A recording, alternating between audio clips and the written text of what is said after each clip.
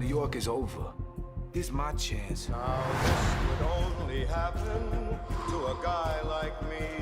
Who you work for? I ain't work for nobody. I'm a free agent. And only happen in a town like this. I'm out here trying to make money and moves.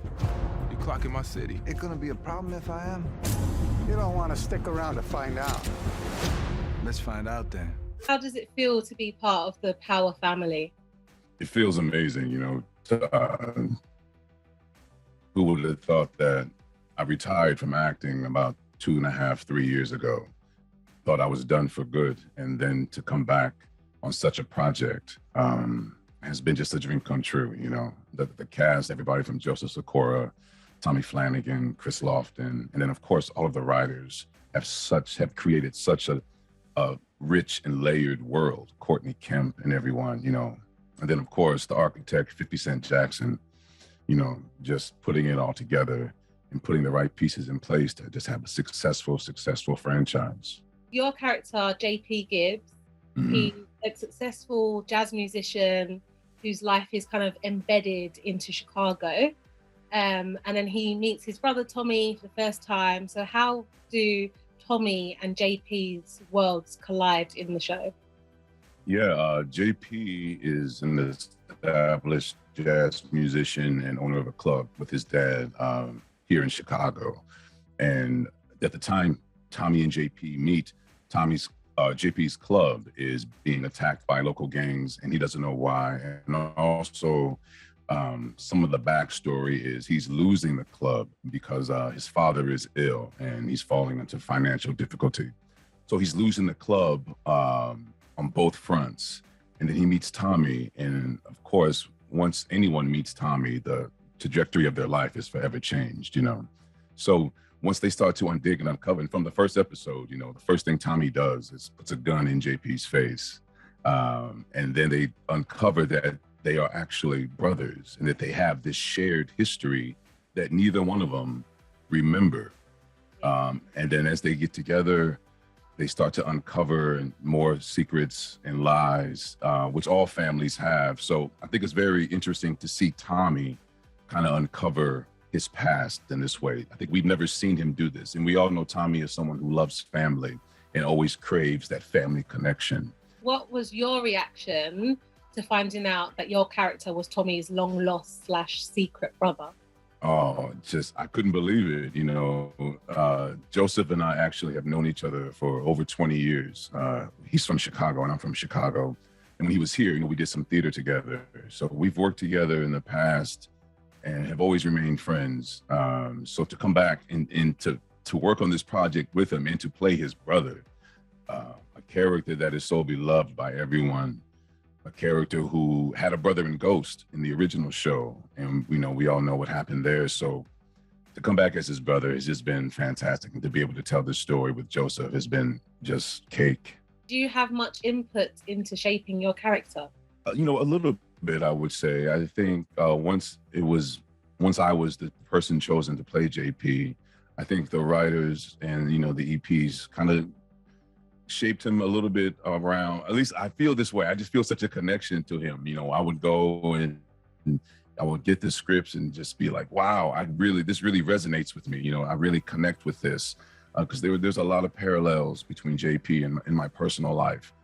So stepping into this role feels very natural, and it's just like I keep saying it's a little cliche or whatever, but it is a dream. It really is a dream.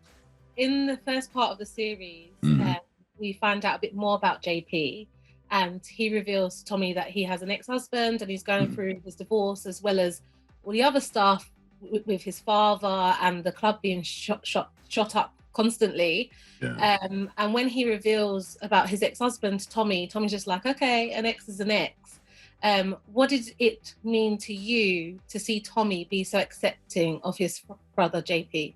It means everything. I think the reason JP even brought it up in the first place to someone he's just meeting for the first time, because I don't think that was easy for JP to say that, you know, when you're in that situation, revealing that to people can cost you. It did cost him. It cost JP his son when he revealed to his wife that he was gay. she took his son away from him. So for him to reveal this to Tommy was I think a very brave moment for JP, and Tommy's reaction was everything. You know, the way he made it just this non-issue in the moment, in which was so well played by Joseph Sikora. You know, it was perfect. I remember shooting that scene and not knowing how he was necessarily going to react to it, but he didn't even skip a beat. He made it just a normal, as it should be. It's just part of life. You know, there's people, all kinds of people, and I applaud Stars for taking the lead in this way and to really show representation of all kinds of people. And for Tommy to accept it the way he did in that moment, I think spoke volumes, maybe to how the rest of the fan base, you know, will come to accept JP or not accept JP. But his reaction, you know, as the driver of this series, to me was everything. And as, you know, the character, I feel now he accepted that, so we can move on with our exploration of each other, you know, because if Tommy was resistant to that or has something to say about that in a negative way, who knows if JP and Tommy would have taken any more steps towards getting to know each other. And going back to the club, fans seem to think that the shooter is JP's son and CBI runner Darnell McDowell, aka D-Mac. What are your thoughts on that? Well, I think it's pretty clear. At least I think it's clear that it is. I think D-Mac knows that that's his father's club, and I would hope that the audience thinks that as well. Yeah. The only person who doesn't know is JP, which I love. Yeah, and it's so well played in so many subtle ways by Lucian Cambrick, who plays D-Mac.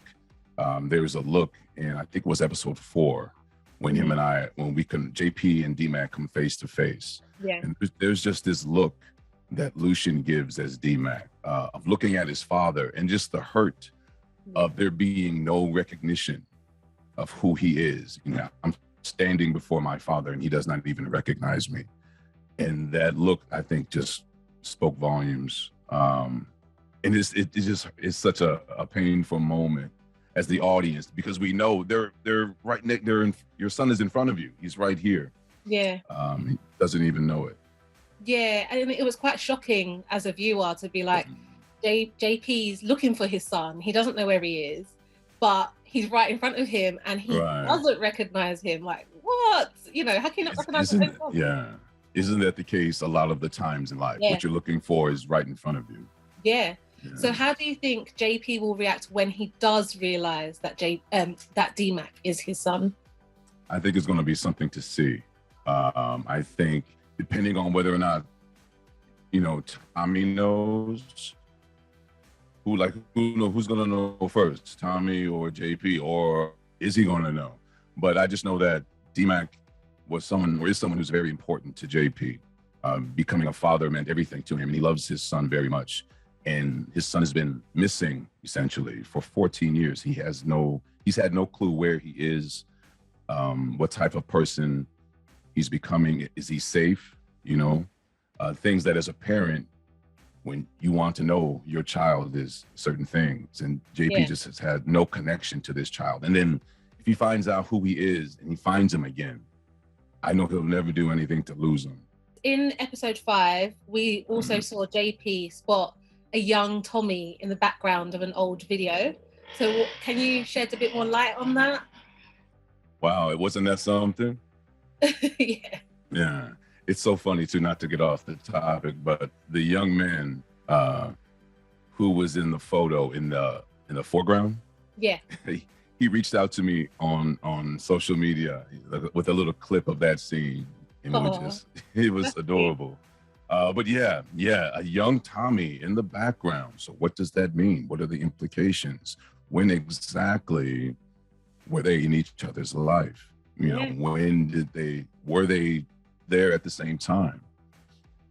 So yeah, I think a lot of that is still going to be uncovered. And I promise I think JP and Tommy have been on somewhat of a slow burn up until this point in the series. And that's understandable.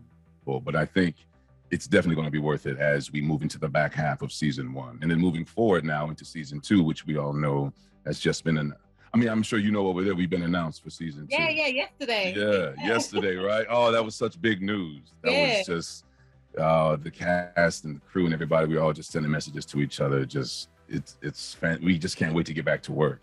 And in episode 6, Yes. JP asks Tommy to join his drug game, and Tommy's kind of refusing to have JP involved. Do you think Tommy will come around to the idea of having JP as part of the game? Well, you know, Tommy is someone we know. He has to trust the people that are around him, especially when it comes to his business. Family is one thing, but when it comes to his business, we all know just from the history of Tommy, he has to trust you or you're not going to be around him. Now, Not going to be around. you're not going to be around, period, right? Exactly. He's going to cancel on you. But if Tommy decides to let JP, that's the decision Tommy is going to have to make to keep JP safe, possibly. You know, do I push him away from me or do I pull him closer to me? What's the best way to keep him safe? And we all know Tommy, like I said before, is always craving that family connection, as is JP, and they have this shared history. So JP could prove to be a very valuable asset to Tommy. So we just have to wait and see if that, you know, how that plays out. And can you tease any more twists or surprises coming our way? Oh, wow. I don't know. I got, you know, I have the buzzer in my ear. If I say the wrong thing, the floor is going to open underneath me and I'm going to disappear. So I got to be careful. That's all right. We want you back for season 2, so we won't push there. Exactly. Well, we saw where we are after episode 6. So just with the remaining 4 episodes, it's just going to keep escalating and building.